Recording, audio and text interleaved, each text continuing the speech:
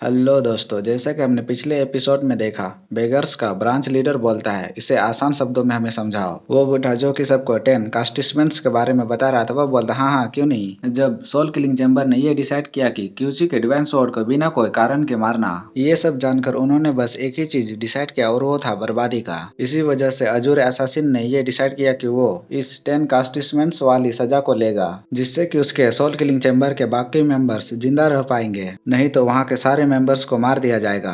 इसके बाद वो ब्रांच लीडर से बोलता है, और ये सब काम तुम्हें ही करना पड़ेगा। ये सुनकर ब्रांच लीडर बोले, तो मुझे क्या करना पड़ेगा? तभी वो बुढ़ा बोलता है, तुम्हें टारगेट के शरीर के सारे अंग को तोड़ देना होगा, तुम्हें उसके आंखों को निकाल देना होगा, फिर उसके कानों को, ताकि वो सुन और देख ना सके। तुम्हें उसके सेंट्रल ऑक्यूपेंट को ब्लॉक करना होगा और ब्लड ऑक्यूपेंट के समुद्र को भी ब्लॉक करना होगा, जिससे कि वो अपने अंदर की को गैदर ना कर सके। आसान शब्दों में तुम्हें टारगेट को एक जिंदा लाश बना देना होगा। तो 10 कास्टिसमेंट्स की सजा में ये सब होता है। ब्रांच लीडर ये सब चुपचाप सुन रहा था और उसके साइड वाला बंदा बहुत ज्यादा डरा हुआ होता है। इसके बाद वो बोलता है, मेरे ख्याल से उन लोगों ने मुझे बुचर करने का काम दिया है। सुनने में ये तो बहुत एक्साइटिंग है, लेकिन ये बहुत दुख की बात है कि मुझे ये सब अजूरे असासिन के साथ करना पड़ेगा। और वो बुढ़ा बोलता है, लेकिन इसका ये मतलब नहीं कि हम सोल किलिंग चैम्बर को भागने दें और उन्हें जिंदा रहने का एक चांस दें। अगर वो लोग भाग भी जाते हैं तो 9 ग्रेट सेक्ट और 1 यूनियन उनका तब तक पीछा करेंगी जब तक कि वो सोल किलिंग चैम्बर के सारे मेंबर्स को मार नहीं देते। इसकी बातों को सुनकर ब्रांच लीडर बोलते, क्या? लेकिन अंत में वो सारे के सारे मारे ही जाएंगे? इसके बाद ये बुढ़ा बोलता है, हाँ तुमने बिल्कुल सही कहा। वो बोलता है, अजूर एसासिन ने 10 कास्टिसमेंट्स को चुना। वो अपने शरीर का टुकड़े टुकड़े करवाना चाहता है, वो बेवकूफ कहीं का। चलो चलो चलो, अब सारे लोग जल्दी से सो जाओ, हम लोग कल सुबह रवाना होंगे सोल किलिंग चैम्बर के लिए। हमारा सीन शिफ्ट होकर फिर दूसरी जगह जाता है, जहाँ पर क्यू अपने बेड में सो रहा था। तभी उसकी नींद खुलती है और वो उठकर अपने कमरे से निकलने लगता है। उसी समय पीछे से याजिगान सोते हुए बोलता है, ओए यहाँ से भागने के बारे में सोचना भी मत। इसकी बातों को सुनकर चू बोलता है, कौन भाग रहा है? मैं तो नहीं भाग रहा। इसके बाद याजिगान बोलता है, अपनी एनर्जी को वेस्ट मत करो यहाँ से भागने में, जो कि इम्पॉसिबल है। इसके बाद चू बोलता है, मैं तो नहीं भाग रहा, मैं तो बस टॉयलेट जा रहा हूँ। नेक्स्ट सीन में चू टॉयलेट से बाहर आता है और वो वापस से अपने कमरे की तरफ जाने लगता है। तभी उसे किसी चीज का आवाज आता है। वो आवाज एक दीवार की दूसरी तरफ से आ रहा था। फिर वो उस दीवार में चढ़ करके झांकने लगता है। वहाँ पर कोई बंदा अपनी तलवार से ट्रेनिंग कर रहा था और चू भी उसे उस दीवार में चढ़कर ही चुपके चुपके से उसे ट्रेनिंग करते हुए देखने लगता है। वो बंदा ट्रेनिंग करते हुए थोड़ा पीछे जाता है, फिर एकदम से आगे की तरफ बढ़ के एक स्ट्राइक करता है और ये एक लड़की होती है। चू उसे चुपके चुपके दीवार से अभी भी देख रहा था। तभी उस लड़की का ध्यान भी उसकी ओर जाता है, लेकिन जब वो उस तरफ देखती है पर वहाँ पर कोई नहीं होता। चू दीवार के नीचे आकर वहीं पर छुप गया था। उसी समय उसे किसी की आवाज आती है और वो बोलता है, उस लड़की से कोई बोलता है, क्या तुम्हें एल्डर्स ने नहीं बताया कि तुम्हें बाहर नहीं निकलना चाहिए? इसके बाद वो लड़की बोलती है, अंडरग्राउंड ट्रेनिंग रूम में मेरा दम घुट रहा था, इसीलिए मैं ताजी हवा खाने के लिए बाहर आ गई। इसके बाद वो बंदा बोलता है, जल्दी से अंदर जाओ इससे पहले कि कोई तुम्हें देख ले। और वो लड़की बोलती है, ठीक है, लेकिन मुझे चिंता हो रही है कि सोल किलिंग चैम्बर के साथ कोई ना कोई घटना जरूर होगा।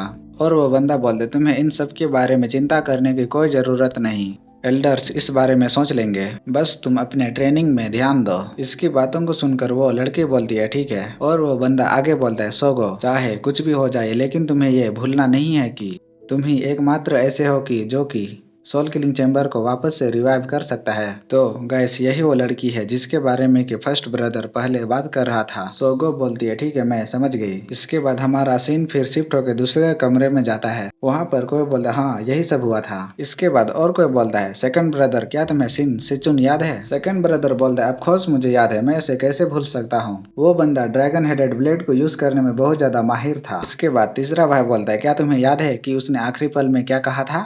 एक भाई बोलता है, क्या कहा था उसने? जहां तक मुझे याद है वो तो तुरंत ही मर गया था। उसने कब कौन सी बात बोल दी? इसी के साथ तीसरा भाई बोलता है, चौथे भाई, मुझे याद है कि उसने मरने से पहले क्या कहा था। वो मरने से पहले क्यूक क्यूक की आवाजें निकाल रहा था और ये सब ये बहुत ही फनी तरीके से बोल रहा था। तीसरे भाई की बातों और हरकतों को देखकर सारे के सारे भाई हंसने लगते हैं, लेकिन वो लोग हंसते हंसते अचानक से चुप हो जाते हैं और थोड़ा सैड हो जाते हैं। उन सारे भाइयों को दुखी देख करके पहला भाई बोलता है, मैंने जितने भी पल तुम लोगों के साथ बिताए वो बहुत ही मजेदार थे। मैंने तुम लोगों के साथ बहुत ही अच्छा जिंदगी बिताया, इसके लिए तुम लोगों का थैंक्स। उम्मीद करता हूँ कि तुम लोग सरवाइव करोगे और इस दिन को वापस से जियोगे। इसके बाद दूसरा भाई उसे ग्रीट करता है और वो बोलता है, पहले भाई। इसी समय दूसरे सारे भाई भी उसे ग्रीट करते हैं पहला भाई अपने बाकी भाइयों को देखकर थोड़ा इमोशनल हो जाता है। इसके बाद वो भी उन्हें आखिरी बार ग्रीट करता है। इसके बाद हमारा सीन फिर शिफ्ट होकर सुबह का दिखाया जाता है, जहाँ पर एक बंदा चलकर आता है और वो सोल किलिंग चेम्बर के गेट के पास जाकर खड़ा हो जाता है।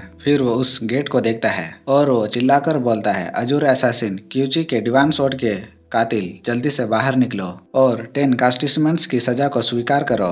उसी समय घर के अंदर बहुत ज्यादा हलचल होती है और एक बंदा चिल्ला चिल्ला कर सबसे बोलता है, सारे लोग जल्दी से उठ जाओ, जोंगली चू जल्दी से उठो। उसकी बातों को सुनकर चू की नींद भी खुल जाती है। वहाँ पर पांचवा भाई होता है और वो बोलता है, सोयन जल्दी से उठो। सोयन भी उठकर बैठ जाती है और चू कुछ समझ नहीं पाता। जियोक्सा तुम भी जल्दी से उठ जाओ। और जियोक्सा उससे पूछता है, क्या हुआ, क्या बात है। इसके बाद वो उन सबको पीछे के दरवाजे से बाहर निकालते हुए बोलता है, हमारे पास इतना ज्यादा समय नहीं है, मैं तुम सबको बाद में बता दूंगा, चलो जल्दी जल्दी अब यहाँ से बाहर निकलो। चू को अभी भी उनके किसी भी बात की समझ नहीं आ रही थी कि यहाँ पर क्या चल रहा है। पांचवा भाई वहाँ से भागते हुए बोलता है, चलो जल्दी करो, एल्डर्स वहाँ पर हमारा इंतजार कर रहे हैं। उसी समय दूसरे भाई उसे बुलाते हैं, पांचवे भाई यहाँ पर इधर आओ। इसके बाद वो उन सबसे बोलता है, सारे के सारे बच्चे जल्दी से अपने अपने मास्टर्स के पास जाओ। चौथा भाई सोयन को अपने पास बुला लेता है। तीसरा भाई जियोक्सा को अपने घोड़े में बैठाते हुए बोलता है, यहाँ पर इसे अच्छे से पकड़ लेना ताकि तुम ना गिरो। इसके बाद वो भी उस घोड़े पर चढ़ जाता है। सारे के सारे भाई पहले भाई को छोड़ करके अपने अपने घोड़े पर अपने डिसाइपल्स के साथ चढ़ जाते हैं। उसी समय दूसरा भाई बोलता है, मेरे ख्याल से हमारे लिए ये जान लेना अच्छा होगा कि हम लोग कहाँ कहाँ जा रहे हैं। शायद से हम लोग सर्वाइव कर जाए और 10 साल बाद एक दूसरे से मिले।